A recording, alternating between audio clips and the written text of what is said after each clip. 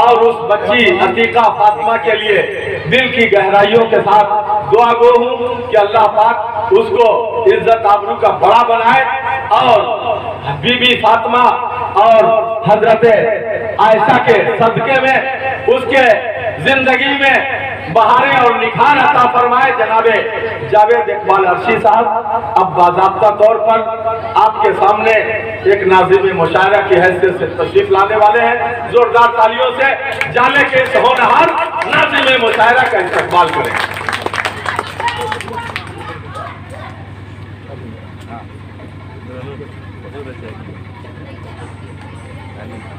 सबसे पहले मैं आपकी इल्मी अदालत को आदाब सलाम पेश करता हूँ। अस्सलाम वालेकुम रहमतुल्लाहि व बरकातहू। भाई सलाम किया है, कर्जा नहीं मांगा है। तो दोस्तों, सबसे पहले मैं शमादान के बाद इस प्रोग्राम का आगाज बाकायदा आगाज हो जाएगा। जैसा कि हम आप सब जानते हैं कि किसी भी अदबी और साहित्यिक महफिल का सफर शुरू करने से पहले एक ऐसे जिम्मेदार शख्स की जरूरत होती है जिनकी सदारत में कलम के सिपाहियों का कारवां अपना सफर शुरू करता है। तो अब मैं एक ऐसे जिम्मेदार शख्स का नाम पुकारूंगा। आपकी तालियों की गूंज तारीफ और समर्थन भी करेगी और मुझे यह अंदाजा हो जाएगा कि आप खुद भी चाहते हैं कि आज की इस खूबसूरत महफिल का सदर उसी अजीम मर्तबत शख्सियत को होना चाहिए।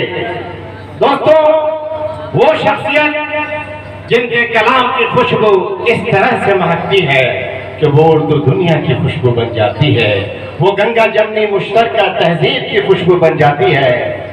वो अनोखा शायर जिसने आसान लफ्जों में बड़ी बात कहने का जो हुनर दुनिया को सिखाया है और दिया है, जो आज इस मुशायरे के वक़ार बन गए हैं।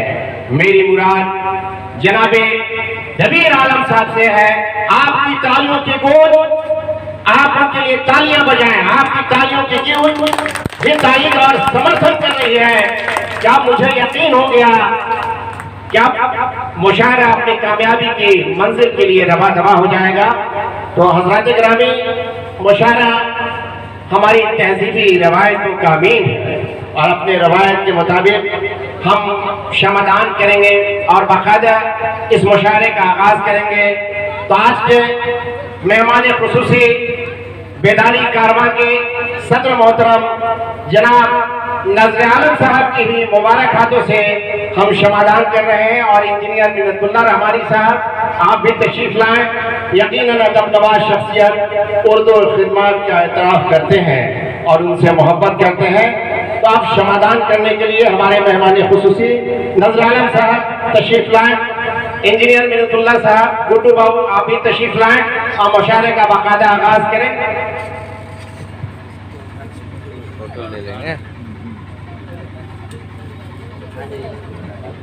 और मुज़क्किर साहब आइए आइए आइए।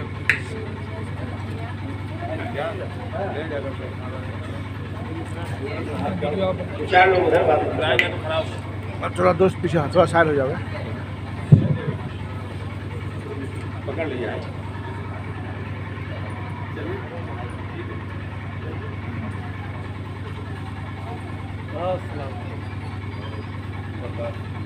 हज़रात गिरामी, जोरदार तालियों से मुशायरे का बाकायदा आगाज हो चुका है। तो मैं सदर अली वक़ार जनाब दबीर आलम साहब से इजाजत चाहता हूं कि मैं मुशायरा शुरू करूं। मुझे सदर अली वक़ार ने इजाजत दे दी है कि आप मुशायरा शुरू करें, लेकिन हाज़रीन, मैं एक बात अर्ज करना चाहता हूं कि शुराए किराम के दाइस पे बैठ जाने से मुशायरे के कामयाबी की जमानत नहीं मिलती और मुशायरे के कामयाबी की जमानत ये भी नहीं हो सकती कि मुंतज़मीन बहुत अच्छा इंतजाम कर ले, बल्कि किसी भी मुशायरा और कवि सम्मेलन के कामयाबी की जमानत तब मिलती है जब आप जैसे जिंदा दिल सामीन मिल जाए। मैं इस मुशायरे का सबसे कीमती हिस्सा आपको मानता हूँ। आप अगर एक एक शख्स इजाजत दें तो मैं मुशायरा शुरू करूँ। आप एक एक शख्स इजाजत दें, अपनी बेदारी का सबूत पेश करें, मैं मुशायरा शुरू करूँ। तो गंगा जमनी मुश्तरका तहजीब के किला मोहल्ला के फसील पर जलते हुए सबसे रोशन चिराग की रोशनी सदर अली वकार जनाब दबीर आलम साहब, आज के मेहमान खुसूसी बेदारी कारवां के चेयरमैन जनाब नजर आलम साहब, इनकी मौजूदगी, इनकी शख्सियत का जितना भी एहतराम किया जाए वो कम है। इनकी मौजूदगी, इनकी इल्म अदब तहजीब और संस्कृति से जो मोहब्बत है, ये मोहब्बत दूसरों के लिए पैगाम है। क्या वो देखो, इल्म अदब तहजीब और संस्कृति से मोहब्बत करोगे तो समाज मजबूत होगा, मुल्क मजबूत होगा और खूबसूरत होगा।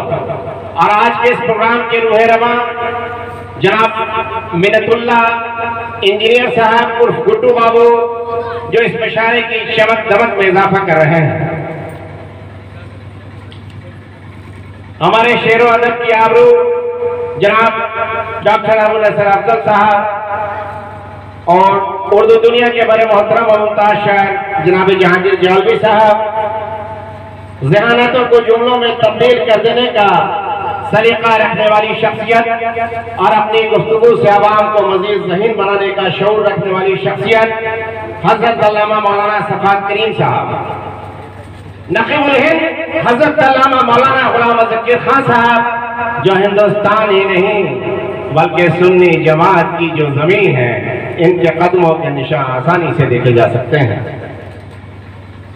हमारे प्रोफेसर मंजर रेरवी साहब, इनकी अजमतों को न तस्लीम करना शायद उर्दू के साथ ही नाइंसाफी होगी। अपने आवाज के जादू, अंदाज के सहर और लहजे की इनफरादियत की बुनियाद पे पूरे हिंदुस्तान में जाना और पहचाना जाने वाला नाम नौजवान शायर आसिफ हिंदुस्तानी साहब, मुशायरे की आबरू, मुशायरे की जिंदगी मोहतरमा शाइस्ता सना साहबा, और हमारे नौजवान शायर अबादुल्लाह फैजी साहब, और हमारे मुंतज़मीन जिनकी मोहब्बतें और मेहनतें इस इलाक़ात में शामिल हैं, जनाब मुमताज साहब, मोहतरम अब्दुल वदूद साहब, लड्डू बाबू, नियाज बाबू, बिरादरम शमशी भाई, बिरादरम नफीस इकबाल, बिरादरम सुफियान साहब, रज़ी अहमद साहब, दिलदार साहब, जावेद हसन सद्दाम साहब, जावेद भाई, गुलजार भाई, तमाम मौजूद मेहमान और हमारे नजरों के सामने तशरीफ रखने वाले बहुत ही प्यारे और नूरानी चेहरे, जिनके पेशानियों से इल्म अदब की किरणें फूट रही हैं। मोहतरम अबू जफर रहमानी साहब, जनाब कारी सईद जफर साहब, जनाब जकी साहब, जनाब असद रशीद नदवी साहब, जनाब नूरैन साहब, जनाब इम्तियाज साहब, जनाब इमरान साहब, दाइस पे तशरीफ फरमा मुअज़्ज़ज़ उलमाए कराम, असातिज़ा कराम, शुराए कराम, शायरात, कौम मिल्लत की आबरू और इस जाले की इल्मी, अदबी, मिल्ली और तहजीबी सरजमीन के मुअज़्ज़ज़ और मोहतरम हाज़रीन, इतनी शख्सियतें कहकशां की शक्ल में मौजूद है कि मुझे एक एक का नाम लेना बहुत मुश्किल हो रहा है। बैकअप आप तमामी हजरात इस गंगा जमनी मुश्तरका तहजीब के मुहाफिज हैं और अदब के अलंबरदार हैं। तो दोस्तों, अब मैं गुफ्तगू यहाँ से शुरू करता हूँ और मौलाना की तकरीर हुई, लेकिन हमारा एक उसूल रहा है कि मैं मुशायरा बगैर चंद मिनटों की गुफ्तगू के से आगाज नहीं कर सकता। तो दोस्तों, मैं यहाँ से गुफ्तगू शुरू करता हूँ कि यूनानो मिस्र रोमा सब मिट गए जहां से, यूनानो मिस्र रोमा सब मिट गए जहां से, अब तक मगर है बाकी नामो निशान हमारा। दोस्तों, अल्लामा इकबाल के कहने का मकसद ये नहीं था कि इस धरती पे यूनान न रहा, मिस्र न रहा, रोम नहीं रहा, सिर्फ हिंदुस्तान ही बाकी है, बल्कि अल्लामा इकबाल के कहने का मकसद ये था कि पिछले 2500 साल में खा वो यूनान हो, मिस्र हो, रोम हो, उसने कोई ऐसी शख्सियत नहीं पैदा की, कोई ऐसा दिमाग नहीं पैदा किया जो 100-200 वर्ष की इंसानियत को प्रभावित कर सके, मुतासिर कर सके। लेकिन हमें फख्र है मुल्क हिंदुस्तान पे कि गौतम बुद्ध से लेकर APJ अब्दुल कलाम तक कोई ऐसी सदी खाली नहीं, कोई ऐसी सदी बाकी नहीं कि ऐसी शख्सियतें पैदा न हुई हो जो 100-200 वर्ष की इंसानियत को प्रभावित न किया हो, मुतासिर न किया हो। तो दोस्तों, मैं अपनी गुफ्तगू खत्म कर रहा हूं चंद मिनटों में। एक आखिरी बात मैं अर्ज करूं कि दुनिया में मजहबों के हो सकता है कोई जबान हो। सामीन, आप तशरीफ रखें। दुनिया में मजहबों के हो सकता है कोई जबान हो, लेकिन जबानों का कोई मजहब नहीं हुआ करता। जबान उसी की है जो उसे पढ़ता है, जो उसे लिखता है, समझता है और अपने सीने में महफूज रखता है।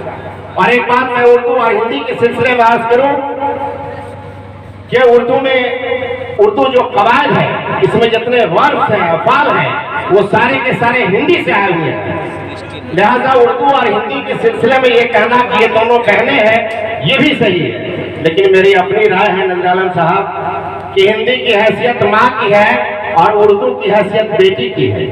और ये भी हकीकत है कि हर जमाने में बेटी अपनी माँ से ज्यादा खूबसूरत हुआ करती है। तो अगर आज उर्दू ज्यादा खूबसूरत लग रही है तो ये निज़ाम फितरत है। तो दोस्तों, यह मुल्क हिंदू, मुस्लिम, सिख, ईसाइयों का मुल्क है। जो यहाँ पैदा हुए हैं उनका मुल्क है। सभी का खून है शामिल यहाँ की मिट्टी में। किसी के बाप का हिंदुस्तान थोड़ी है। हिंदुस्तान का हिंदू हो या मुसलमान, हिंदुस्तान उसका इश्क है, हिंदुस्तान उसकी मोहब्बत है, हिंदुस्तान उसका प्यार है। दुनिया का कोई ऐसा मुल्क नहीं जहाँ दो नदियां आपस में आकर मिलती हो, कुदरती तौर पर संगम हो। इसका मतलब है कि खुदा ने खुद हिंदुस्तान की मुकद्दर में लिख दिया है कि ये मिलन की धरती है, ये मिलाद की सरजमी है, ये प्यार का वतन है। तो हम नफरत फैलाने वाले होते हैं कौन? दोस्तों, मैं अपनी गुफ्तगू खत्म कर रहा हूँ कि मिलजुल के बरंगे शेरो शक्ल दोनों के निखरते हैं जौहर, दरियाओं के संगम से बढ़कर तहजीबों का संगम होता है। तो दोस्तों, अब मैं इस मुशारे का अपने मुशारे हमारी तहजीबी रवायतों का उम्मीद है और अपने रवायत के मुताबिक अब मैं सबसे पहले उस नात पाक की तरफ चलता हूँ, जिसके बाद इस मुशारे को कामयाबी की जमानत मिल जाएगी। तो अब चलिए उस सच्चे आशिक रसूल के जानिब आपको लिए चलते हैं कि जहाँ जहाँ बिहार में उर्दू पढ़ी लिखी और बोली जा रही है, जहाँ जहाँ उर्दू के क़ारीन, सामीन, नाज़रीन हैं, एक अरसा दराज से नौजवान उर्दू अदब की खिदमत कर रहा है।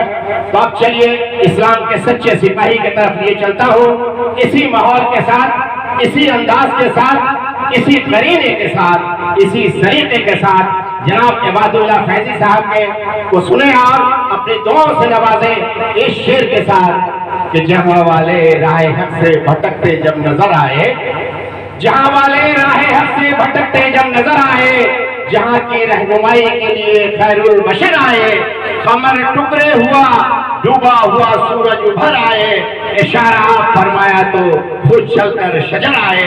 इबादुल्लाह फैजी। हमारे मुअज़्ज़ज़ मेहमान जनाब नौशाद साहब जो हमारे गेस्ट ऑफ ऑनर हैं तशरीफ ला चुके हैं, जिस मुशारे के हुस्न वक़ार में इजाफा कर रहे हैं जनाब इरशाद साहब, जनाब फयाज साहब, आप तमाम मुअज़्ज़ज़ हाज़रीन। तो दोस्तों, अब इबादुल्लाह फैजी।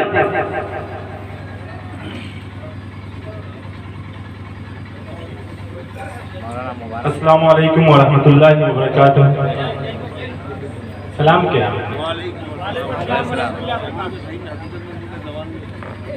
सामीन काफ़ी खूबसूरत है और वज़न भी काफ़ी बेहतर सजाया रचाया बसाया गया है। नाते पाक के चंद अशआर आपकी दयार मोहब्बत में पेश करता हूँ, सदरे बावकार की इजाज़त।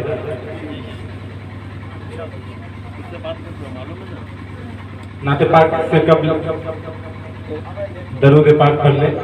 अल्लाहुम्मा सल्ली अला सय्यिदिना हबीबिना करीमिना मौलाना मुहम्मदिन सल्लल्लाहु अलैहि वसल्लम तस्लीमा सल्लल्लाहु तआला अलैहि वसल्लम। किसकी मजाल मेरे नबी की मिसाल दे, किसकी मजाल मेरे नबी की मिसाल दे, किसकी मिसाल मेरे नबी की मिसाल दे, किसकी मिसाल मेरे नबी की मिसाल दे, मेरे नबी की मिसाल दे, मेरे नबी की मिसाल दे। अरे पश्चिम से आज भी कोई सूरज निकाल दे। सुभान अल्लाह। अल्लाह रब्बुल इज्जत फरमाता है कि मेरे महबूब का जिक्र हो, मेरा बंदा एक बार सुभान अल्लाह पढ़े तो अल्लाह रब्बुल इज्जत सुभान अल्लाह के एक एक हर्फ के बदले 10-10 नेकी अदा करता है। तो ईमान वालों, सुभान अल्लाह में 9 हुरूफ है। अगर पूरा मजमा एक बार सुभान अल्लाह पढ़ा तो 90 नेकी आपके नाम अमाल में लिख दिए जाएंगे। अब्दुल्लाह फजी नबी की मिसाल दे, हाँ नबी की मिसाल दे, कि पश्चिम से आज भी कोई सूरज निकाल दे, पश्चिम से आज भी कोई सूरज निकाल दे। और दिख जाए झोंपड़ी मुझे मंजूर है खुदा, दिख जाए झोंपड़ी मुझे मंजूर है खुदा, मंजूर है खुदा। बिक जाए झोपड़ी, बिक जाए झोपड़ी मुझे मंजूर है खुदा, मुझे मंजूर है खुदा। लेकिन मदीना जान का रास्ता निकाल दे, लेकिन मदीना जान का रास्ता निकाल दे। आपकी सामईन काफी खामोश है। मैं एक और शेर बतौर खास पेश करना चाहता हूँ, दुआ के साथ मुलाजा फरमाएं।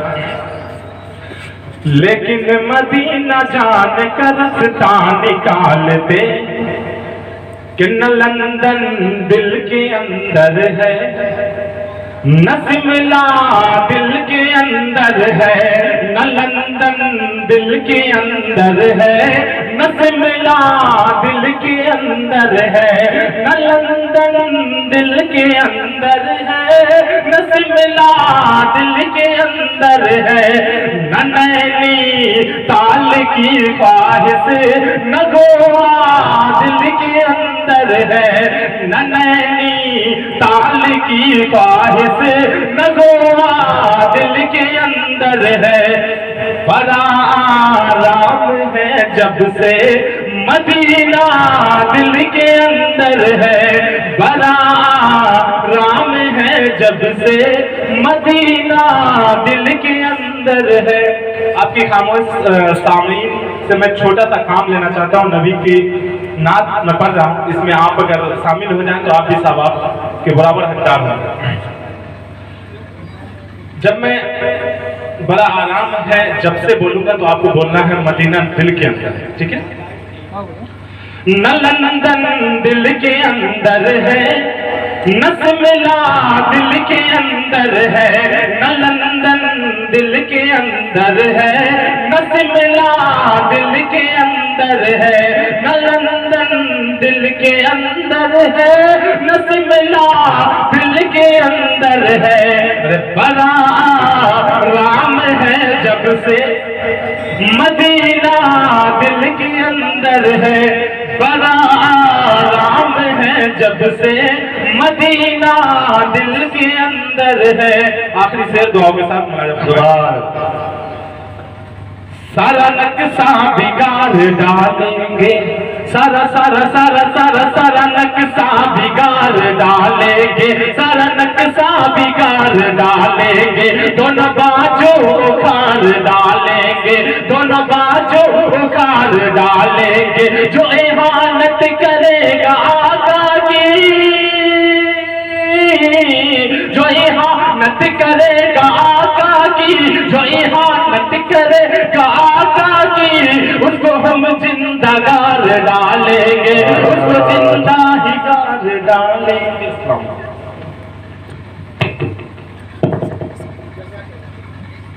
जज़ाकल्लाह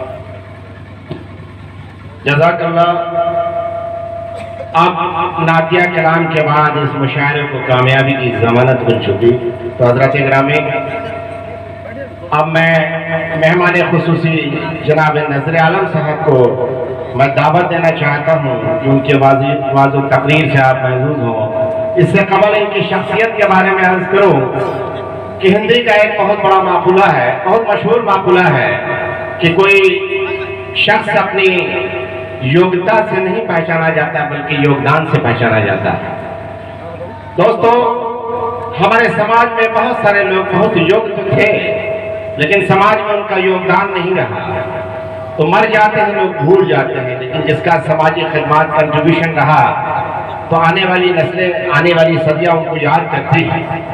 तो इस वक्त मुझे अशोक शाहिर का एक शेर याद आ रहा है कि मौत से बचने की एक तरकीब है, दूसरों के जहनों में जिंदा रहना। यकीनन मौत से कोई बच नहीं सकता और दूसरों के जहन में जिंदा आप कैसे रहेंगे कि आप कुछ ऐसे कारनामे अंजाम दें ताकि आप दूसरों के जहनों में आपकी शख्सियतें महफूज रह सके। अब वो उसी वक्त होगा कि अगर आप राइटर हैं तो इतना कुछ लुक जाए कि आने वाली नस्लें आप पे लिखती रहें।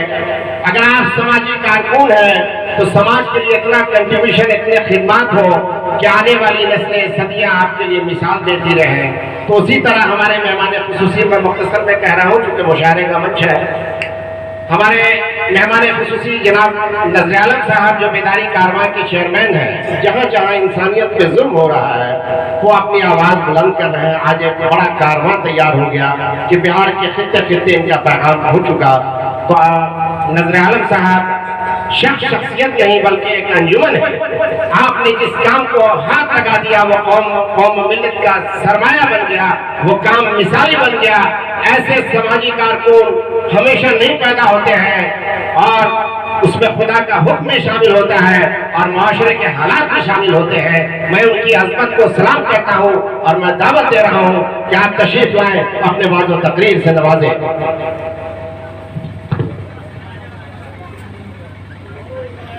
शुक्रिया जावेद इकबाल अर्शी साहब। सबसे पहले मैं मुबारकबाद पेश करता हूँ मिन्नतुल्ला साहब को, जिन्होंने अपनी बच्ची के अकीका के मौके पर मुझ नाचीज को यहाँ दावत दिया। मैं मुबारकबाद पेश करता हूँ और बच्ची के बेहतर मुस्तकबिल के लिए दुआ गो हूँ कि अल्लाह ताला बच्ची की किस्मत बेहतर से बेहतर बनाए।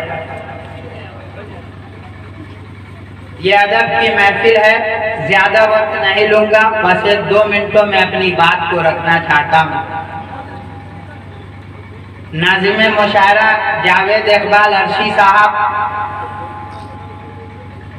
ने मुझे कहा कि आप की तशरीफ जरूरी है, आप जरूर आए। वजह मैंने पूछा, इन्होंने कहा कि इन दिनों उर्दू के साथ जो हुकूमती साजिश चल रही है इसे बचाने की जरूरत है। अभी लगातार देख रहे होंगे कि सदन में भी आवाजें उठ रही है कि सरकार, खास करके ये जो बिहार की हुकूमत है, बहुत सारे लोगों को जब मैं बोलता हूं तो उन्हें लगता है कि ये हुकूमत के खिलाफ ही बोलते रहे, इनकी फितरत में शामिल हो चुका। आप यकीन जानो, जब ये मौजूदा हुकूमत की तारीख को पढ़ेंगे तो बिहार में इससे बदतरीन वजीर आला इससे पहले कभी नहीं हुआ। अब कहिएगा कैसे? कुछ मदारिस के मौलवी एतराज जताते हैं, कहते हैं कि नहीं ये गलत बोलते हैं। अरे वो आपको अगर रोजगार दिया या तनख्वाहें दे रहा है तो वो एहसान नहीं कर रहा है। आपके जो हुकूक हैं, आपका जो अधिकार है, जो मिलना चाहिए, जब आप सर्वे देखेंगे तो आपको उसका 5% भी अधिकार नहीं मिलता। आपके वक्त की जमीन पूरे मुल्क में इतनी जमीनें हैं कि अगर हुकूमत सिर्फ उसको हमारे हवाले कर दे तो हमें किसी हुकूमत के बैसाखी की जरूरत नहीं पड़ेगी। लेकिन हम जैसे लोग ही सौदागर बन करके हुकूमत की दलाली करते हैं। और आज नतीजा यहाँ तक पहुँच गया कि हुकूमत हमारी जबान छीन रही है। मिथिला यूनिवर्सिटी बहुत करीब में है, इसके तहत जितने भी कॉलेज चलते हैं उसमें उर्दू की पढ़ाई नहीं के बराबर होती है। वहाँ साका नहीं है। उर्दू को अब लाजमी की जगह इख्तियारी बना दिया गया। जिस स्कूल में बच्चे हैं वहाँ उर्दू के असातिज़ा नहीं है, और जहाँ असातिज़ा है वहाँ बच्चे नहीं हैं। जमीनी हकीकत लोगों को मालूम नहीं है। जब हम लोग इस पे बोलते हैं तो चंद जो हुकूमत के दलाल है उन्हें लगता है कि नहीं, ये मुसलमानों को गुमराह कर रहा है। ऐसा हरगिज नहीं है भाइयों। हमारी जबान जिस दिन खत्म हो गई, हमें जीने का अधिकार खत्म हो जाता है। इसलिए ये अदब की महफिल है, बातें बहुत सारी हैं। हम लोग उर्दू बचाने की तहरीक तेज कर चुके हैं। इमारत शरिया भी जगह जगह इस तहरीक को चला रही। हमें उनसे भी जुड़ना है, उनकी भी ताकत बनना है, लेकिन हमें अपने मकामी सतह पर भी इसकी आवाज उठाने की जरूरत है। पहले मिडिल स्कूल और उर्दू स्कूल भी होता था, अभी उर्दू स्कूल बहुत सारी जगहों पे गायब हो गया। तो ये छोटी छोटी जो जगहों पे उर्दू को खत्म किया जा रहा है, इसको कैसे बचाना है। यहाँ दो दो सहाफ़ी हैं एक ही अखबार के, रोजनामा सहारा के। मैं हमेशा बोलता हूँ, इन लोगों को भी एतराज होता है। लोग कहते हैं उर्दू अखबार खरीद के पढ़ना चाहिए, हम कहते हैं काहे पढ़ें। आप बताइए, डीएम की चमचागिरी की न्यूज आप छापते हो, नीतीश कुमार उद्घाटन किया उसका फ्रंट पेज पे न्यूज छापते हो, मुसलमान की बच्ची का रेप होता है, मुस्लिम नौजवानों का कत्लेआम होता है, उसको आप जगह नहीं देते हो। जब मुस्लिम मसाइल को आप नहीं छापोगे, हुकूमत तक हमारी आवाज नहीं जाएगी, तो आपके अखबार का हमें क्या फायदा। हमारी जबान तो वही खत्म हो गई। आप हिंदी अखबार पढ़ते हो, आप गौर करो, हिंदी अखबार में वो सारे मसाइल आते हैं जो हम आप सोच भी नहीं सकते, और उर्दू अखबार हमारे मसाइल को नहीं छापते। मदरसा बोर्ड में लगातार बदनवानी है, कागजों पे मदरसा पास हो गया, चेयरमैन पे बदनवानी का इल्जाम लगता रहा है, जांच बैठी हुई है, कोई उर्दू अखबार नहीं छापेगा। क्यों खरीदेगा उर्दू अखबार? आप सरकार की चमचागिरी करोगे, सरकार उर्दू खत्म कर रही है, आपने कभी नहीं मुख्यमंत्री से मिलने की जसारत की। इतना अखबार का मालिक है, कोई आज तक डेलीगेशन लेकर के नहीं गया। ये लोग सिर्फ राज्यसभा जाने के लिए, एमएलसी बनने के लिए। सबसे शर्मनाक वाकया है कि गुलाम गौस जो हमेशा उर्दू के नाम पे एमएलसी बनता रहा, अभी 2 दिन पहले का वाकया है, प्रेमचंद्र मिश्रा ने जब आवाज उठाया कि ये जो अल्पसंख्यकों के लिए बजट पास होता है, सरकार उस पैसे को अल्पसंख्यकों के लिए खर्च नहीं करती है। उर्दू के साथ सरकार सौतेला रवैया करती है, जो बहाली होनी चाहिए असातिज़ा की वो नहीं होती है। तो गुलाम गौस उठ करके उसकी हिमायत नहीं करता है, वो कहता है सचर कमेटी की रिपोर्ट लागू कराओ, रंगनाथ मिश्रा कमीशन की रिपोर्ट कहाँ गई। अरे तो उसके लिए तुम क्यों नहीं बोलते हो? अभी तुम्हारी सरकार है, तुम्हें उर्दू के लिए बोलना होगा। और मैं आप लोगों को भी ये बातें बताना चाहता हूँ कि अगर आपको अधिकार चाहिए, समाज में बराबरी चाहिए, तो आप ये चीज जहन से निकाल दो कि फला शख्स बहुत बड़ा आदमी है, बहुत पैरवी वाला है। हरगिज ये नहीं सोचे, आप आवाज उठाएं, हम लोग आपके साथ हैं, और उर्दू बचाने की जो तहरीक है उसको तेज करें। नीतीश कुमार बहुत शातिराना चाल चलता है, जो किसी जमाने में कांग्रेस चलती थी। स्वीट पॉइजन, मीठी छुरी चलाता है। ये मुसलमानों को लॉलीपॉप देता है, लेकिन जमीन से आपको खत्म करता है। करोड़ों अरबों की वक्त की प्रॉपर्टी बेच दिया नीतीश कुमार, उर्दू को खत्म कर दिया। कुछ दिन के बाद आप स्कूल में उर्दू का किताब भी नहीं देख पाएंगे, ये हालत कर दिया है। तो चूंकि अदब की महफिल है, ये तकरीर का है नहीं, तो उर्दू मशायरा से भी जिंदा रहता है। गंगा जमनी तहजीब की अलामत है उर्दू। हमें इस जबान को बचाने के लिए भी इस तरह की महफिल का इनेकाद कराते रहना चाहिए। मैं मुबारकबाद देता हूँ मिन्नतुल्लाह साहब को और जावेद इकबाल अर्शी साहब को, जो इस तरह की महफिल का इनेकाद किए। मैं बहुत बहुत मुबारकबाद देता हूँ और आप तमाम लोगों का भी शुक्रिया। खुदा हाफिज़। बहुत बहुत शुक्रिया जनाब नजर आलम साहब, बड़ी कीमती बात कर रहे थे और मौके की मुनासबत से मुझे एक शेर याद आ रहा है कि बड़े हकीम को उसकी दवा न ले डूबे, बड़े हकीम को उसकी दवा न ले डूबे, बहुत हवा है तेरी ये हवा न ले डूबे, मेरे इस उर्दू का व्यापार चलाने वाले तेरी कलम को मेरी बदुआ न ले डूबे। दोस्तों, मुल्क के पस मंजर पे निगाह है कि सुबह वो मगरूर को शाम भी कर देता है। हाज़रीन, मुतवज्जो हो जाए, आप तमाम लोग अपनी मौजूदगी का सबूत पेश करें कि सुबह वो मगरूर को शाम भी कर देता है, शोहरतें छीन कर गुमनाम भी कर देता है। वक्त से आग मिलाने की हिमाकत न करो, वक्त इंसान को नीलाम भी कर देता है। दोस्तों, आज हिंदुस्तान से लेकर मुल्क से लेकर बाहर तक की यही सूरत हाल है और हमें ये कहने पे मजबूर होना पड़ता है कि हमें को कातिल कहेगी दुनिया, हमें को कातिल कहेगी दुनिया, हमारा ही कत्लेआम होगा, हमें कुएं खोदते फिरेंगे, हमें पे पानी हराम होगा। अगर यही जहनियत रही तो मुझे यह डर है कि इस सदी में न कोई अब्दुल हमीद होगा न कोई अब्दुल कलाम होगा।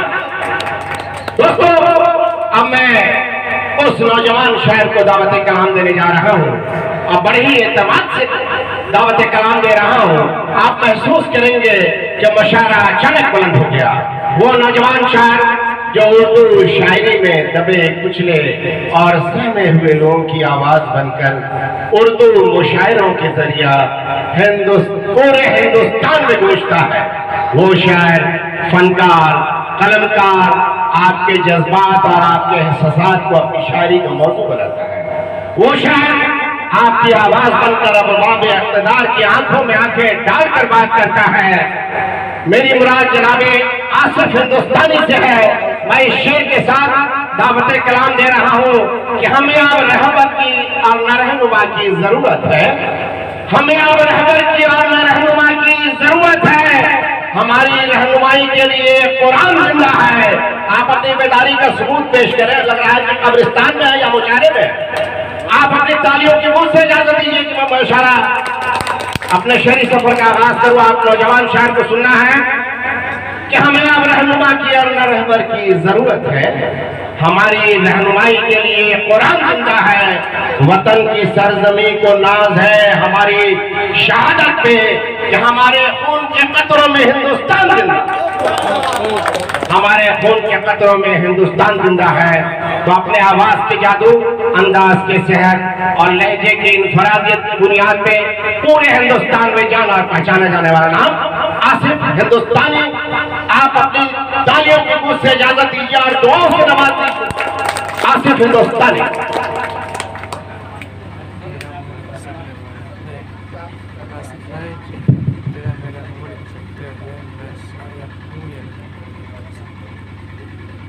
सबसे पहले मैं आसिफ हिंदुस्तानी आप सभी को सलाम अर्ज करता हूँ। अस्सलामु अलैकुम व रहमतुल्लाहि व बरकातुहू। आइए बगैर किसी तमहीद के सदर मोहतरम और स्टेज पे तशरीफ फरमा उस्ताद शुराए किराम और निजामत कर रहे आवाज के जादूगर जावेद इकबाल अर्शी साहब और आप तमाम सामाइन से इजाजत लेते हुए मैं अपने शेरी सफर का आगाज करता हूँ। चार मिनट से अपनी बातों की शुरुआत करता हूँ। एक मर्तबा जोरदार तालियों के साथ आप सब मुझे इजाजत दें।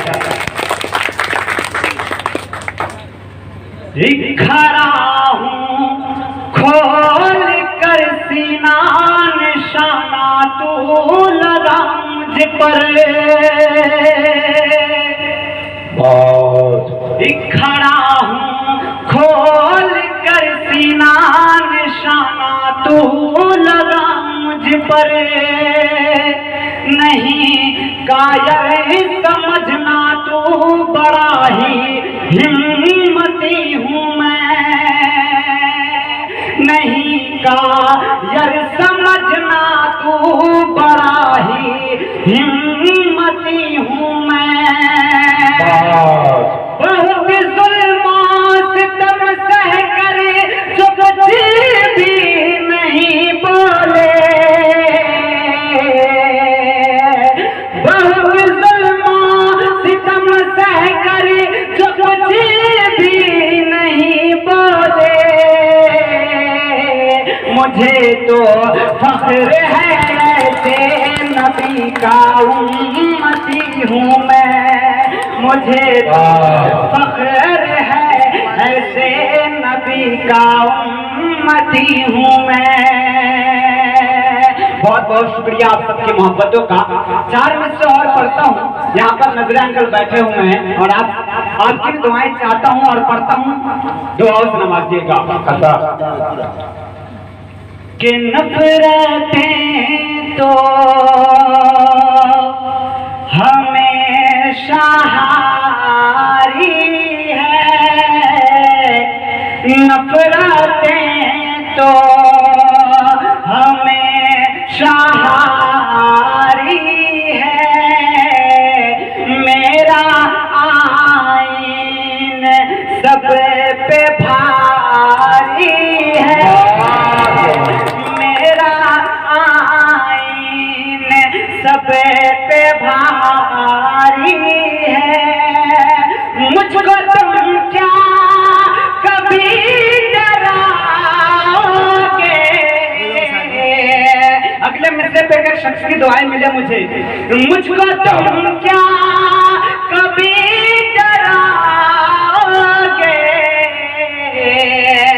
मेरा रब पर यकीन जारी। आपके तालियां कमजोर है, एक बार और मेरा रब पर यकीन जारी है, नफरतें तो हमेशा हारी है, मुझको तुम क्या कभी डराओगे, मेरा रब पर यकीन जारी है, मेरा रब पर यकीन जारी है। बहुत बहुत शुक्रिया आप सबकी मोहब्बतों का। एक मर्तबा जोरदार तालियों के साथ आप सब मुझे इजाजत दें। आइए आज के हालात को देखते हुए एक नज़म पेश करता हूँ और आप सबकी दुआएं चाहता हूँ। ये हर दिन देश में सोए हुए फितने जगाते हैं। क्या अगर शेर अच्छा लगे तो दुआ में नवाजिएगा। ये हर दिन देश में सोए हुए फितने जगाते हैं, जो है गद्दार वो हमको वफादारी सिखाते, वो हमें वफादारी सिखाते हैं। बहुत आपकी तालियां कमजोर है, शेर बहुत भारी है, एक बार और। बहुत बहुत शुक्रिया दोस्तों। कि जो है गद्दार वो हमको वफादारी सिखाते हैं, ये झूठा देशभक्ति का ये परचम यूं फिरते हैं, ये झूठा देशभक्ति का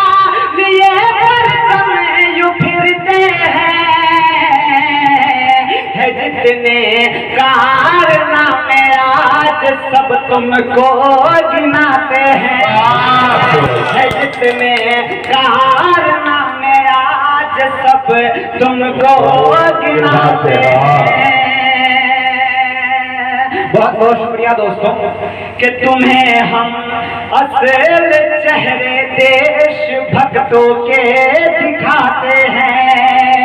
अगर शेर सच्चा लगे तो तालियों की दरकार से मुझे नवाजना दोस्तों, पढ़ता हूँ सुनिएगा कि तुम्हें हम असल चेहरे देश भक्तों के दिखाते हैं, लगा कर सेंध सरहद पर वहाँ लाशें गिराते हैं। जो कातिल था मेरे भारत के बापू का ताजुब है,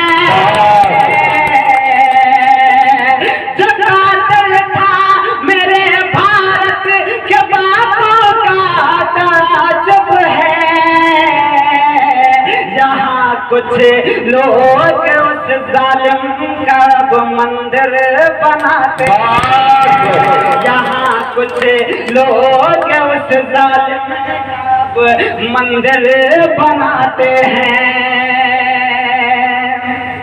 हजरत ग्रामी, आप कि हुस्न समाज को जितना भी दाद वो कम है।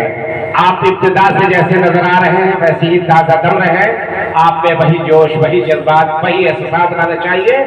तो आसिफ हिंदुस्तानी तालियों की बहुत बहुत शुक्रिया दोस्तों। आसिफ एक मरतबा जोरदार तालियों के साथ इजाजत है, पढ़ता हूँ और आप सबकी दुआएं चाहता हूँ। कि वतन की राह में हमने लगा दी जान की बाजी, वतन की राह में हमने लगा दी जान की बाजी। शहादत दे के पुरखों ने दिलाई सबको आजादी, लगा वतन की राह में हमने लगा दी जान की बाजी। शहादत दे के पुरखों ने दिलाई सबको आजादी। नहीं है नाम उनका जंग आजादी में भारत की, नहीं है नाम उनका, नहीं है नाम उनका जंग आजादी में भारत की। ये झूठे लोग हैं, झूठा यहाँ मातम मना, जो है गद्दार वो हमको वफादारी सिखाते हैं। दोस्तों, गुजरात का मंजर आप लोगों के सामने है, पढ़ता हूँ और आप सबकी दुआएं चाहता हूँ। नहीं भूला हूँ वो मंजर जो मारा पेट में खंजर, नहीं भूला हूँ वो मंजर जो मारा पेट में खंजर। तड़प के गिर परी देवी बिखर के रह गया मंदिर, तड़प के गिर परी देवी बिखर के रह गया मंदिर। जो नेता ने मारा उसके पेट के अंदर,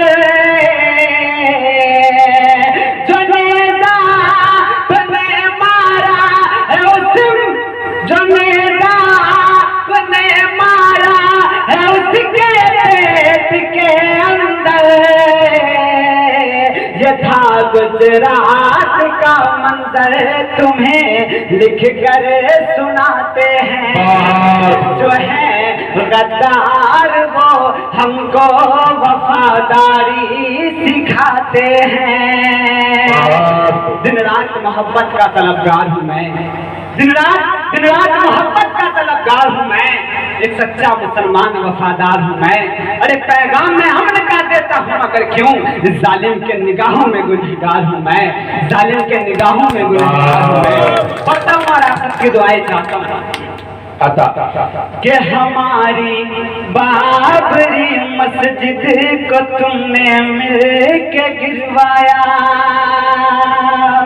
हमारी बाबरी मस्जिद को तुमने मिल के गिरवाया, गिरा दी दादरी में लाश साजिश करके मरवाया, हमारे खून के धब्बे मिलेंगे खाक दामन पर, हमारे खून के धब्बे मिलेंगे खाक दामन पर,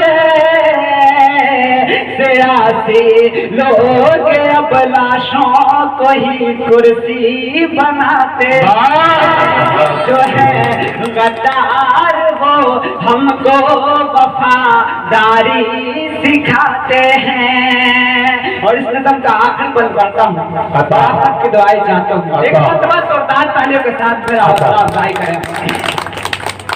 अगर शेर सच्चा लगे तो दुआओं से नवाजिएगा कि हमारे मुल्क में अब गाय महंगी जान सस्ती है। अगर शेर सच्चा लगे तो दुआओं से नवाजिएगा। पढ़ता हूँ और आप सबको कि हमारे मुल्क में अब गाय महंगी जान सस्ती है, वही इंसान को मारा जहां सुनसान बस्ती है, वही इंसान को मारा जहां सुनसान बस्ती है। पड़ी है हरी तरफ गुजरात में भक्तों की माताएं, पड़ी है हरी तरफ गुजरात में भक्तों की माताएं, गुलामी आज भी है और आजादी मनाते हैं,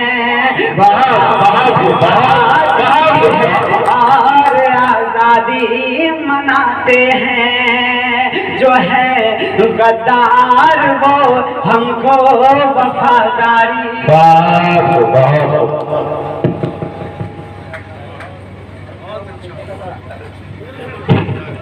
हज़रत गिरामी आसिफ हिंदुस्तानी कलाम पेश कर रहे थे, जिसमें बड़ा हौसला, बड़ा एतमाद था। दरअसल सच्ची और अच्छी शायरी की ये खूबी है कि वह कोई न कोई पैगाम दे जाती है कि हमें नफरत के चश्मे से न देखो है जहां वालों, हमें नफरत के चश्मे से न देखो है जहां वालों, यहीं के फूल हम भी चमन को छोड़ दे कैसे, यहीं के फूल हैं हम भी चमन को छोड़ दे कैसे, इसे मिट्टी से पैदा है यहीं पे दफन होना है, किसी जालिम के डर से वतन को छोड़ दे कैसे। अरे पीछे भी शरीक हो, आगे भी शरीक हो, ढाई भी शरीक हो, खैनी भी खाइए इत्मीनान से ताली बजाते हुए 80 चुटकी 90 तार। तो दोस्तों, अब हमारे दरमियान एक ऐसी अजीज़ुल मर्तबा शख्सियत हमारे सियासी रहनुमा मौजूद है। मैं इस शेर के साथ मैं इनको दावत कलाम दे रहा हूँ और वो अपने बात व तकरीर से नवाजे कि ये अलग बात के खामोश खड़े रहते हैं, ये अलग बात के खामोश खड़े रहते हैं, फिर भी जो लोग बड़े हैं बड़े रहते हैं, ऐसे दरवेशों से मिलता है इनका शजरा जिनके कदमों में कई ताज खड़े रहते हैं। जनाब नौशाद साहब अपने बात व तकरीर से नवाजे। आप अपने सियासी रहनुमा जनाब नौशाद साहब के लिए अपनी तालियों की गूंज में इजाजत दीजिए अपने नेता को, जो बिहार ही नहीं हिंदुस्तान की पॉलिटिक्स में वो मोहताज तारुफ नहीं, उजाले के बेटा बंदौली के, जिन्होंने पूरे हिंदुस्तान में अपनी पहचान बनाई है, जनाब नौशाद साहब।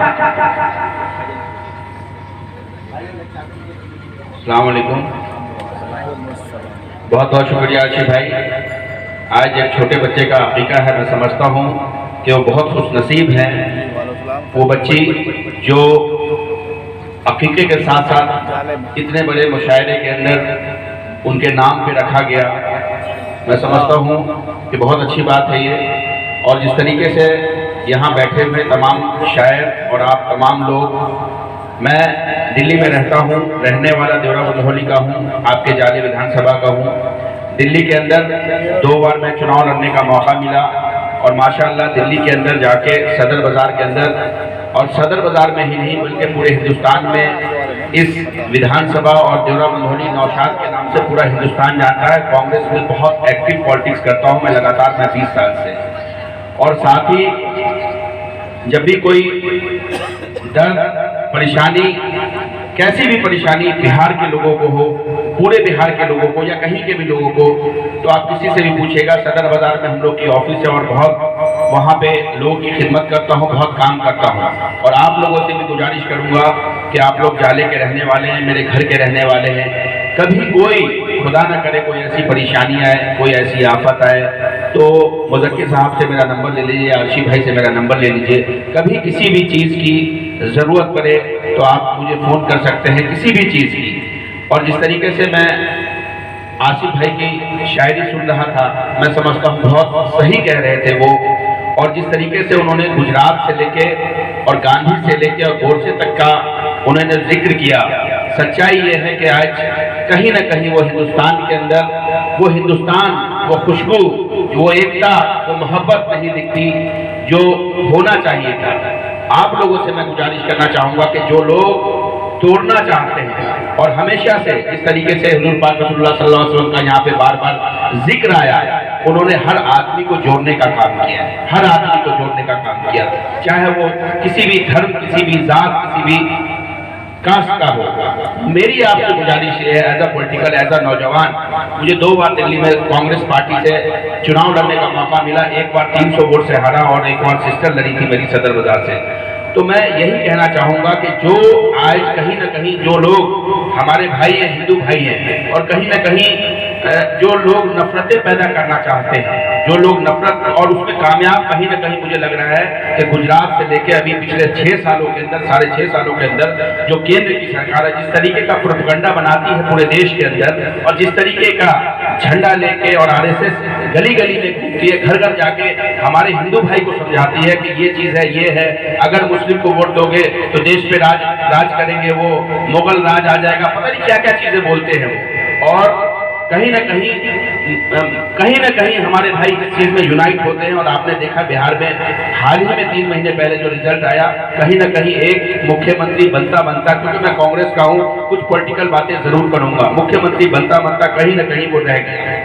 मेरी आप लोगों से गुजारिश है कि कम से कम मेरा एक नौजवान, एक मुस्लिम नौजवान, जिस तरीके से हमारे बुजुर्गों ने देश को मजबूती के लिए, देश की एकता के लिए कहीं ना कहीं सम्मिलित होकर सब साथ होकर राजनीति करते थे, खाना खाते थे, एक साथ आज़ादी की लड़ाई लड़ते थे, उसी तरीके से आप ये मत सोचिए कि यहाँ पे मेरा हिंदू भाई और उसे नेगलेक्ट कीजिए या उससे दूरी बनाइए, बल्कि हर एक मुस्लिम लड़के की जिम्मेवारी ये होनी चाहिए कि उनके ग्रुप में जाके बैठे और जो हमारी सच्चाई है, जो हमारी अच्छाई है, और जो उनके साथ मिलकर बांटना चाहिए, ताकि समाज मजबूत हो, ताकि लोग हमारे मजबूत हो, ताकि हमारे आपस में जो आज नफरतें पैदा जो कर चुके हैं वो नफरतें दूर हो। आज आने वाला वक्त बहुत खराब है। जिस तरीके से प्रोपेगेंडा कर दिया, जिस तरीके से एक एजेंडा बनाया हुआ है कि इस देश को हिंदू राष्ट्र बनाएंगे, अगर हम लोग ये नहीं करेंगे, यही सोचते हुए रह जाएंगे कि जहाँ पे 100 मुस्लिम बच्चे हैं, 100 नौजवान लड़के हैं या 100 हमारे बुजुर्ग हैं, और हम उन तक नहीं पहुँचेंगे, तो मुझे लगता है कहीं ना कहीं जो चीज़ RSS चाहती है, जो चीज़ भारतीय जनता पार्टी चाहती है, कहीं ना कहीं वो कामयाब हो जाएंगे। मैं सदा, मेरे दिल्ली के अंदर दोस्त हैं, 80% मेरे नॉन मुस्लिम दोस्त हैं, और सबके साथ रहता हूँ, उनके साथ मिलकर ये नहीं लगता कि नौशाद हमारे बीच का नहीं है। एक इंसान हूँ, एक नौजवान हूँ। मैं बार बार आप लोगों से कहना चाहता हूँ कि दूरियां खत्म करके, हो सकता है उनकी गलती हो 60%, 70%, 80%, लेकिन जब तक आप उनसे जाके नहीं मिलेंगे, जब तक आप उनको अपनी बातें जाके नहीं बताएंगे, अच्छाई वाली बात नहीं बता, और उनके साथ खाना नहीं खाएंगे, पानी नहीं पिएंगे, ये नफरतें बढ़ती रहेंगी और कहीं ना कहीं जो माहौल बन रहा है देश का वो बनता रहेगा। आपकी जिम्मेवारी है। साथियों मैं यही कहना चाहता हूं कि आने वाले वक्त के अंदर देश को मजबूत करें, बिहार को मजबूत करें और जाले को मजबूत करें और आपस में मिल के रहें। मेरे लायक कभी भी कोई काम हो, कभी भी अर्शी भाई मेरा नंबर है 9811351469। कोई भी काम हो, दिल्ली का कैसा भी काम हो, लॉकडाउन के अंदर पूरे दिल्ली के अंदर बिहार से लेके उत्तर प्रदेश से लेके लगातार हम लोगों ने 80 दिन राशन बांटा। किसी को जिस मेरे एरिया में किसी को भूखा नहीं मरने दिया। उसके बाद जाले के अंदर भी कुछ हमारी यहाँ पे टीम है, मुजक्किर भाई और भी बहुत सारे लोग हैं, यहाँ भी मैंने राशन भेजा। अभी 2 महीने पहले हम लोगों ने अहमद पटेल साहब के साथ मैं रहता था, उनकी डेथ हो गई, बहुत सारे कंबल लाके हम लोगों ने उन बांटा। फिर अभी प्रियंका गांधी जी का जन्मदिन था, 1 महीने पहले पूरे जाले के अंदर, पूरे देवरा बंधोली के अंदर ठंड में जो कोहर रहे थे, जो ठंड के अंदर लोग थे, 2-2.5 हज़ार हम लोगों ने कंबल बांटा। तो जो भी ऐसी चीजें करना चाहते हैं हम मुझसे मिलके, जो नौजवानों के लिए कुछ अच्छा हो या एजुकेशन के लिए कुछ अच्छा हो, तो मेरे को आप लोग कॉल कर सकते हैं। अल्लाह का करम है कि अल्लाह ने मुझे बहुत मजबूत बनाया, हर चीज से मजबूत, पॉलिटिकल भी मजबूत हूँ और काम धंधे से भी मजबूत हूँ, तो मैं इंशाअल्लाह मदद कर सकता हूँ आप लोगों से। दुआओं, मुझे शेर वेर ज्यादा नहीं आता, अभी नहीं आता, तो दुआओं से आपको नवाजना है। चुनाव भी लड़ना चाहता था जाले से, कहीं ना कहीं कुछ मिसकम्युनिकेशन हुआ और टिकट नहीं हो पाई मेरी। आने वाले वक्त में इंशाअल्लाह ताला आप लोगों से रूबरू होता रहूँगा, मिलता रहूँगा। बीच में मैंने इतना टाइम लिया, उसके लिए मैं माफ़ी मांगता हूँ। जब मुशायरा चल रहा हो और शायर सामने बैठा हो तो लोगों की बात नहीं सुनना चाहते बहुत, लेकिन आप लोगों ने सुना। कभी भी कोई काम, मैं फिर से कहता हूँ, कहीं ना कहीं किसी न किसी को दिल्ली में, मुंबई में काम पड़ जाता है, मुंबई का भी कोई काम हो तो मुझे बताइए। हर आदमी को कोई ना कोई परेशानी आ ही जाती है शहरों में, तो मैं आपके लिए हाजिर रहूँगा। शुक्रिया, धन्यवाद। शेर बार बार कह रहे हैं कि लोग के 100 आफतों के बाद भी हम मुस्कुराए हैं, आंधी चली है तो हमने भी तूफान उठाए हैं और हिम्मत की दाद देती है दुनिया अभी तक, वफा के दिए हमने हवा में भी जलाए हैं, हवा में भी जलाए। दोस्तों, जब भी इंसान ने इंसान से नफरत की है, प्यार हारा है, तबाही ने हुकूमत की है, नौशाद साहब बड़ी कीमती बातें कर रहे थे कि 10 महीने हो गए बंद है हम पर बटन, दावतों में खा रहे हैं भिंडियां अहले सुखन, खा के भिंडियां क्या दिखाएं शायरी के बागपन, सूख कर पालक का पत्ता हो गए हैं गुलबदन। नफरतों की भीड़ में देखो तो क्या क्या खो गया, सब्जियां हिंदू हुई या बकरा मुसलमान। दोस्तों, अब मैं गजल के उस संजीदा शायर को दावत कलाम देने जा रहा हूँ जो अपने गजल के हर एक शेर से पहले न जाने किन किन मरहलों से गुजरता है। ख्याल पैदा होता है, जज्बा पैदा होता है, एहसास में डलता है, फिर अल्फाज तराशे आते हैं, तब जाकर उसके गजल का एक मिसरा बनता है, शेर तख्लीक पाता है, तब जाकर वो तख्लीकार बनता है। यही वजह है कि उसके गजल का हर एक शेर आपके दिल में भी जगह बनाता है और आपके जहन को भी रोशन करता है। मेरी मुराद जनाब प्रोफेसर मंजर गैरवी साहब से है। मैं इन्हीं 4 मिसरों से इन्हें दावत कलाम दे रहा हूँ कि तुम्हारे घर में दरवाजा है लेकिन तुम्हें खतरे का अंदाजा नहीं है। नौशाद भाई, तुम्हारे घर में दरवाजा है लेकिन तुम्हें खतरे का अंदाजा नहीं है, हमें खतरे का अंदाजा है लेकिन हमारे घर में दरवाजा नहीं। मंजर है।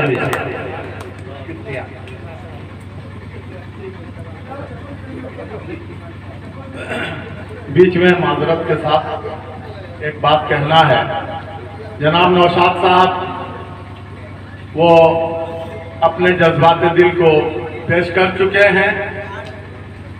मैं जाले गांव वालों की तरफ से नौशाद साहब की खिदमत में ये गुजारिश करना चाहता हूं कि आप देख रहे हैं हम लोगों का अदब से कितना लगाव है, उर्दू की हम लोग खिदमत करना चाहते हैं। आप हमारे इस छोटे से प्रोग्राम को देखकर अगर खुश हैं तो हम आपसे रिक्वेस्ट करते हैं, गुजारिश करते हैं कि अगर आपकी मदद राजधानी दिल्ली से हो जाए तो जाले कॉलेज में हम एक आलमी पैमाने का मुशायरा आपकी क़यादत में करना चाहते हैं। जनाब मोहम्मद नौशाद साहब को अल्लाह ने वसाइल भी भरपूर अता किया है, सोर्सेस भी है और आर्थिक परेशानी भी नहीं है। अगर नौशाद साहब बड़ा बड़ा काम करते रहते हैं, अगर वो चाह लें तो 8-10 लाख रुपए का खर्च होगा और जाले कॉलेज में 1 लाख आदमी आदमी जमा होकर पूरी दुनिया के उर्दू शायरों को सुनने का मौका मिल जाएगा। बस इसी रिक्वेस्ट के साथ मैं एक बार फिर जनाब नौशाद साहब के हवाले बाइक करता हूँ कि हम लोगों की हौसला अफजाई करें। आप जब भी आवाज दीजिएगा हम आपके पीछे पीछे आपके कदम से कदम मिलाने की कोशिश करेंगे। बस हमारा इतना काम कर दीजिएगा, जोरदार तालियों से आप हमारी तारीफ कीजिए। 2009 में भी मैंने मुशायरा किया था, देवरा बंदौली में एक बड़ा मुशायरा था। मैं बात अभी हमारा मार्च में कार्यक्रम बन गया था कि एक बड़ा मुशायरा करें, 50-60 हज़ार लोग हो और कम से कम बहुत बड़े बड़े शायर 15 से 20 शायर जाले के अंदर आए। इंशाअल्लाह ताला 2 से ढाई महीने के अंदर अंदर ये मुशायरा होगा और 10 ही लाख नहीं, चाहे 50 लाख रुपए खर्च करना पड़े मैं करूँगा। बहुत बहुत शुक्रिया। देख रहे हैं हिंदुस्तानी मीडिया, मैं मोहम्मद शाहिद कामरान। आप हमारे वीडियो को लाइक, कमेंट और अपने दोस्तों में शेयर करें और हमारे चैनल को सब्सक्राइब करें और लेटेस्ट अपडेट के लिए बेल आइकन दबाना। नेशनल ऑप्टिकल, शंकर चौक, मधुबनी। यहाँ डॉक्टर के पुर्जा अनुसार चश्मा बनाया जाता है। नोट, यहाँ सभी प्रकार का चश्मा बनाया जाता है। Mobile number 77 00 89 62 43। ग्राम पंचायत, सबका साथ, सबका विकास, सबका विश्वास।